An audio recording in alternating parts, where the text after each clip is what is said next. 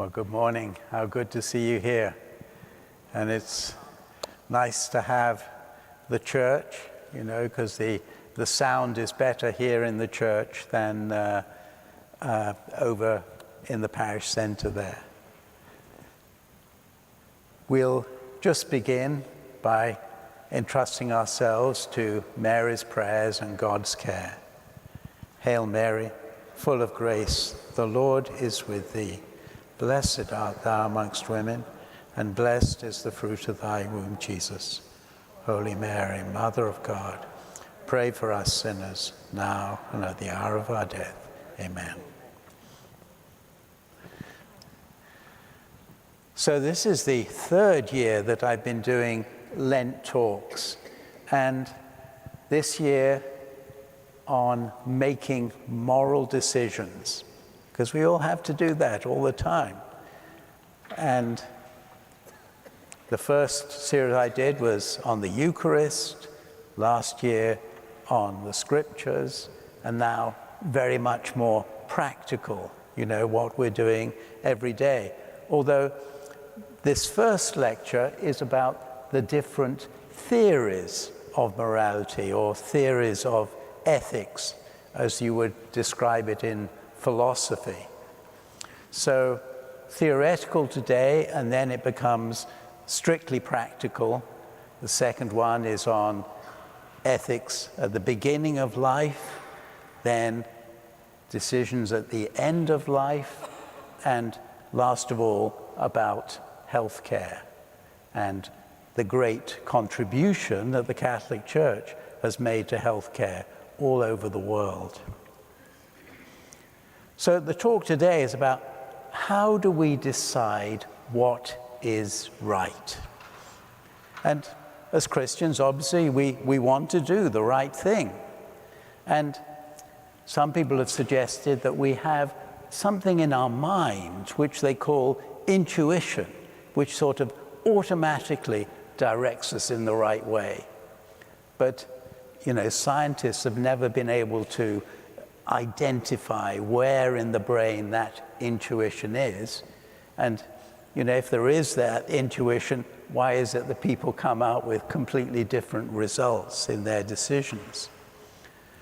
So really, we have to use our reason. God has given us this great capacity of reason. And we have a conscience, but that conscience has to be formed. It has to be shaped. Now, because we're Christians, the most obvious theory, and this is an ancient theory of how do we decide what is right, is called the divine command theory. Sounds very simple, Good is whatever God commands. So God commands something, it's good, we do it. It's right. But people have always had this idea, even with different gods. And in very ancient times, the philosopher Plato pointed out that there is a philosophical problem with this idea. He asked, is an action good because God commands the action? Or does God command the action because it's good? Well, if you choose the first, something is good because God commands it, that would imply that whatever God commands must be good. And so, if God suddenly, told you to hurt people, then it would be good because God had commanded it. But, when murderers and crazy people say, oh, God told me to do that, no, we have a sense that is not right. We have an independent sense of what is right and wrong. But if you choose the other, that God command something because it's good, then morality does not depend on God.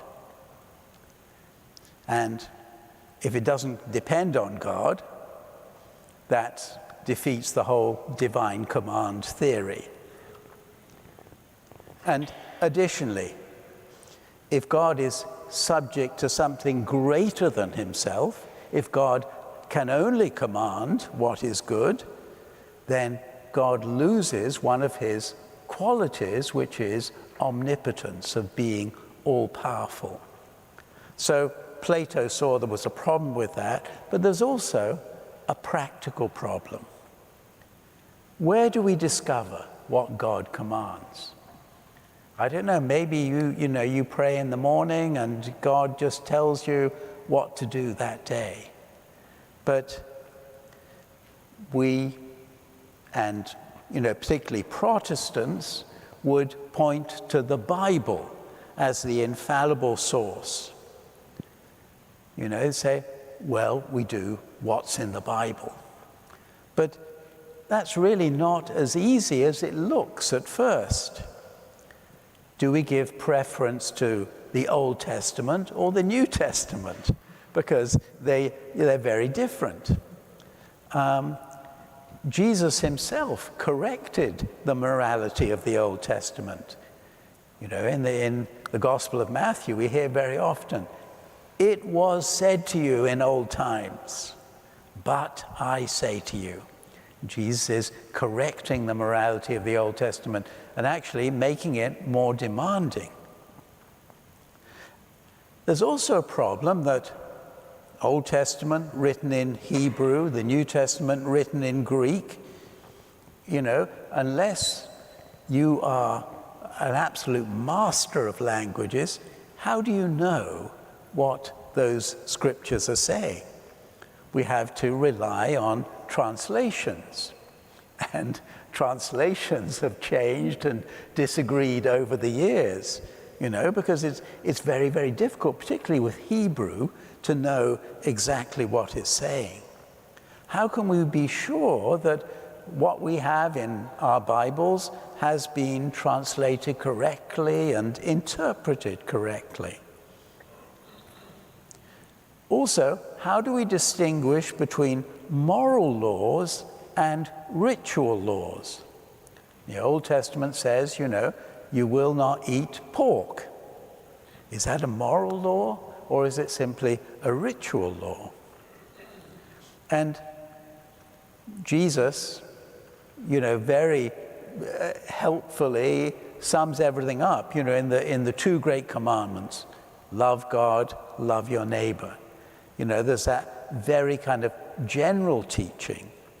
But when we come to particulars, when we're actually applying that love of God and love of neighbor, well, then we have to really kind of use our reason as well. And that's not a bad thing, because God has given us that gift of reason. Just to illustrate this a bit, in biblical times, both in the Old and in the New Testament, slavery was common and it was accepted. St. Paul simply said to the slaves, be good slaves, be kind of honest, and said to the masters, don't bully your slaves, don't, treat them badly. But he didn't question the institution of slavery. But does that mean slavery is all right in the modern world? I think we'd say no. Maybe some of the wives here think that slavery still exists, but some Protestants allow remarriage after divorce. There's a passage in Matthew 5:32. But I say to you, whoever divorces his wife, unless the marriage is unlawful, causes her to commit adultery. And whoever marries a divorced woman commits adultery. The translated words except in the case of adultery, they accept those, and so they allow divorce, and they allow remarriage when there has been adultery. That's most Protestant churches here in the States. But the other Gospels, or at least Mark and Luke, and also the letters of St. Paul, do not allow any exceptions to the indissolubility of marriage. And if you look at the text, the original text, which written in Greek, Matthew uses for this, unless the marriage is unlawful, he uses a particular Greek word, porneia, instead of the usual word for adultery, moikia. And so, it's a matter of interpretation. And the Catholic Church has interpreted it in a stricter way than most of the Protestant churches do these days. Well, that's the divine command theory, and looking particularly in the scriptures for answers to all our moral problems. We are most influenced now, and our governments are influenced by what is called utilitarianism or consequentialism. Many governments base their laws on utilitarianism, which is a moral system developed in England by someone called Jeremy Bentham. He lived between 1748 and 1832, and he was followed and sort of collaborated with John Stuart Mill, 1806 to 1873. Their basic teaching was that an action is right or good if it promotes happiness. An action is wrong or bad if it produces unhappiness. Now, what do they mean by happiness? Well, they said happiness means pleasure, the feeling good. Unhappiness means pain, feeling unhappy. So overall, they said, we should aim for the greatest happiness of the greatest number of people. So when we're doing something, we're not just to think, is this good for me? We've got to think, is this going to produce the greatest happiness for the greatest number of people? It's a good way of thinking, and it is the way we kind of think a lot of the time. Bentham said that we should calculate what will bring us intense, long-lasting pleasure, seeking to do those things and avoiding anything which would cause us pain. So he said, it's not just a matter of the pleasure of a moment, it's what's going to bring happiness long-term. And John Stuart Mill added that there are what he called higher pleasures connected to the mind, which have more value than the lower pleasures associated with the body. So he said, it is better to be a human being dissatisfied than a pig satisfied. Better to be Socrates dissatisfied than a fool satisfied. So life isn't all about just eating and sleeping. Now, this kind of approach really, it makes a lot of sense. And we all think like this at times. And we will accept a measure of pain for the greater good. For example, somebody involved in ministry, going ministry to the sick, going into the hospital, going to the nursing homes. It's not exactly pleasurable a lot of the time, but we believe it's bringing about the greater happiness of the greater number. And What about, people who work building a house for Habitat for Humanity? It's hard work, it's hard sweat. But they believe they're doing it for the greater good of a greater number. But there are also problems with making the outcome or consequences the key to morality. That's the phrase, the end justifies the means. Individuals may not have the mental capacity to do the calculation. People may not be able to work out, well, what's going to bring about the greater good? And, people are influenced, well, I want this pleasure now, rather than thinking, about the people in general.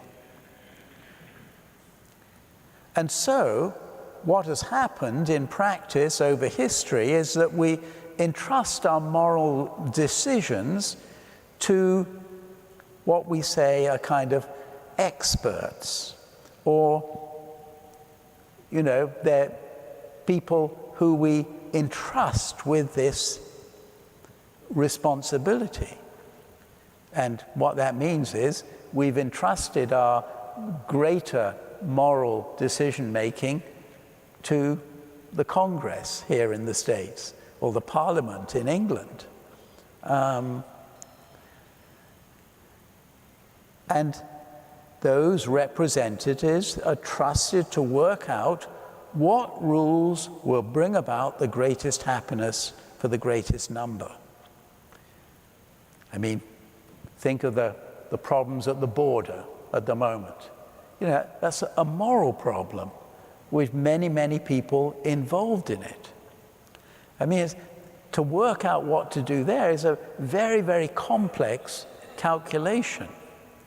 And we've entrusted that to the United States Congress, Well, I think they're putting off the decision day after day after day, because it is so complicated.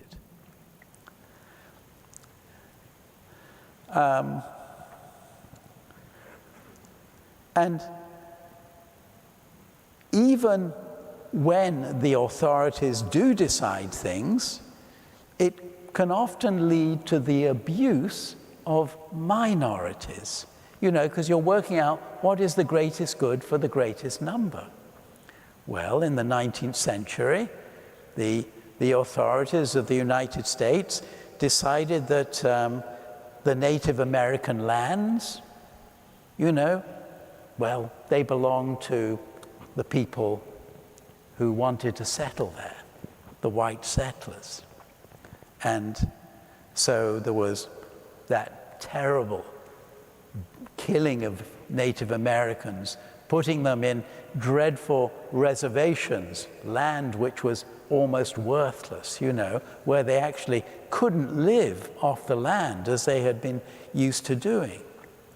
So it's very easy when you're thinking about the greater good of the greater number to forget about those minorities, and the minorities suffer. Consequences, in any case, are uncertain. Think of the Second Amendment, bearing arms. It probably seemed quite harmless at the time of the Second Amendment. It was just after the Revolutionary War.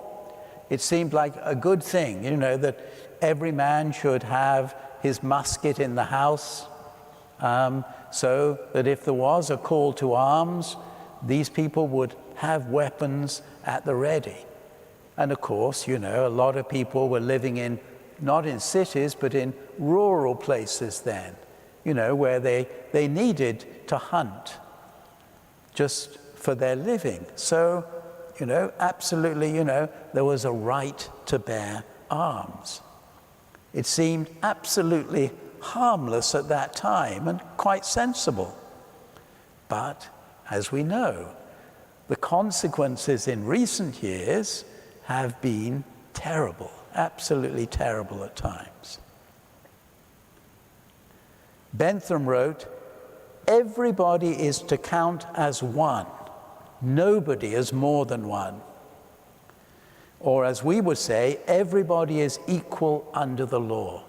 Now that was quite a radical thing for him to say at that time, because, you know, in England at that time, there were kind of lords and ladies, and they'd always counted as much more than one. And, you know, the people who worked the fields didn't count as very much at all.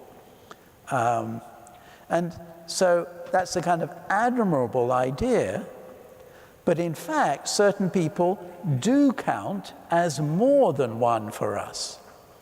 So, if a parent had to decide, you know, there was some disaster, a house on fire, and they could save their child, or they could save a brilliant scientist. If you were concerned about the greatest good or the greatest number, you'd save the scientist. You know, that child is not worth anything. But I don't think we would criticize the parent for saving their child, because for them, the child counts as more than one. And finally, the problem of consequences. Can one person be unjustly sacrificed for the sake of the majority? Now this becomes a real issue in wartime. You know, some soldier has information which could save hundreds of people. How do you get that information out of him?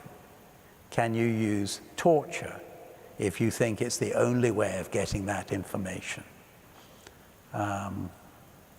So, you know, utilitarianism, we use it kind of mentally the whole time, but there are problems there. And then the other theoretical approach, philosophical approach, is called deontology. It's the science of duty, knowing what is good to do. And it's associated with a German philosopher, Immanuel Kant. Deontologists argue that an action or rule can be right even if it does not produce the right consequences or the best consequences. And Kant, who was writing before the utilitarians, 1724 to 1804, he said that we must use our reason. We must think, can we universalize a particular choice at a particular time? If we can universalize it, it's the right thing to do. And this is his kind of summary of what he thought. He said, I ought never to act except in such a way that I can also will that my maxim, that is my decision, should become a universal law. So, you know, when you're about to do something, you say, well, this is good in this situation, it's good for me. Can this become a universal law? And this is actually very like what we call the golden rule of the Bible. It's in the Old Testament and in the New Testament. Do unto others as you would wish them to do unto you. You know, so if you're going to do something, you're going to think, well, could everybody act in this way? And finally, the theory of natural law.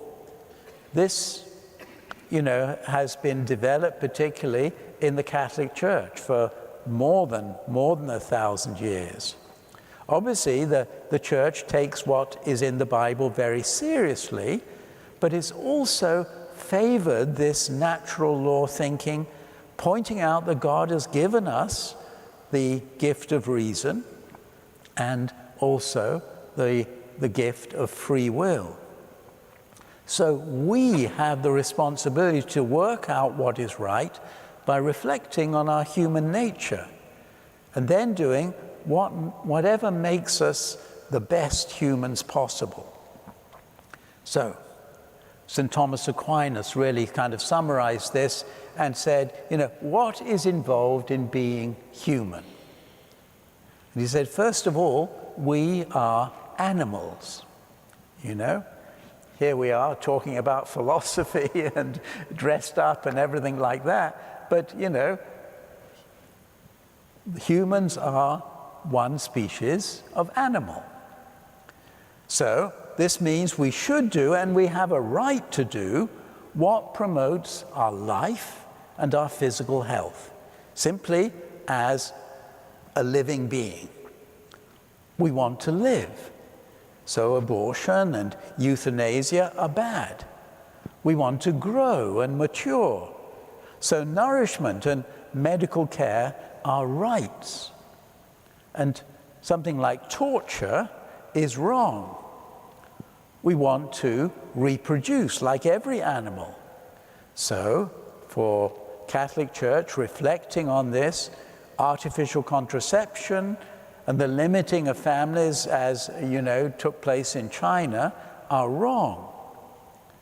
We want to raise our young. So the family unit is important. The family unit is a natural, we find it in nature as well. The parents looking after the children. Now, as human beings, we are also social animals.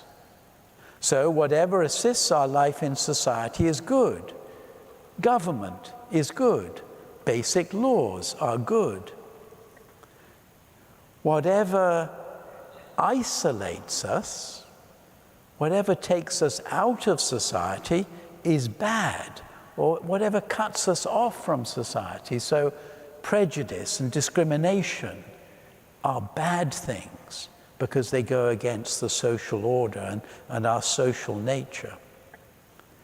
Now, as human beings, we are also intellectual animals or rational animals.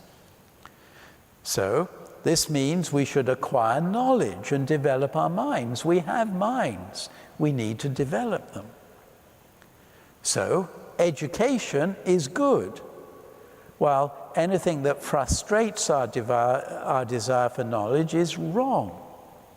So, lies are bad simply because they don't let us know the truth of the world. Ignorance is a bad thing. Keeping people in ignorance is a bad thing. So each area of human nature suggests certain laws. And note that there is also a hierarchy in human nature. So the social is more important than the animal. So, for the sake of society, if, for example, in a particular society, it's getting too crowded, or we're not able to look after people properly, then as a natural decision, putting the social above the animal, we might limit reproduction. And the intellectual is more important than the social. So sometimes it's right to isolate ourselves. If we want to do some serious piece of academic work, you put yourself aside, you just work on it quietly on your own. And that's not a bad thing to do, even though it takes you out of society for a time. Now, religious people will want to add one more thing about human nature. They'll say that we are spiritual animals. The need to develop this side of our lives and reach eternal life with God would permit certain things which seem to go against the other values. So, chastity goes against the animal nature, but obviously promotes our spiritual nature. And the hermit life, it goes against our social nature, but promotes the spiritual. And so you've got these different theories. And what I want you to leave you with is to try and apply these and try and see, where is your reasoning coming from? Is it mainly utilitarian? Is it natural law? Are you trying to apply teaching of the Bible? So here's things to think about or discuss for a time. First of all, was it right to drop the atomic bombs on Hiroshima and Nagasaki? You know? Cut the war short, didn't it? You know, saved many, many lives. But I know at the time, many people had doubts about doing that. Think about it. Here's another little practical thing. If you had a homeless man, a hobo, no family, we don't even know where he's come from, in hospital, he's been admitted to the hospital because he's sick. But they discover he's actually got some useful body parts. You know, he's got good eyes. He's got actually a healthy beating heart because he's been out on the streets and walking all the time. His lungs are not too bad. Could we use his body parts for several good men with families who are sick? You know? What about, there's a good man who needs a heart transplant. There's a good man who needs a kidney. There's a good man who needs a liver. Well, what do? Here we have this hobo. Nobody's going to miss him. Can we use his body parts for those well-deserving men? We often have cases in court where that we know that this criminal is guilty, but we don't have good evidence. Could you fabricate evidence? Could you kind of create some, DNA or something like that, which would convict the criminal? You know? Some of these criminals, no witness is prepared to talk. So could we fabricate some evidence which would get him into jail?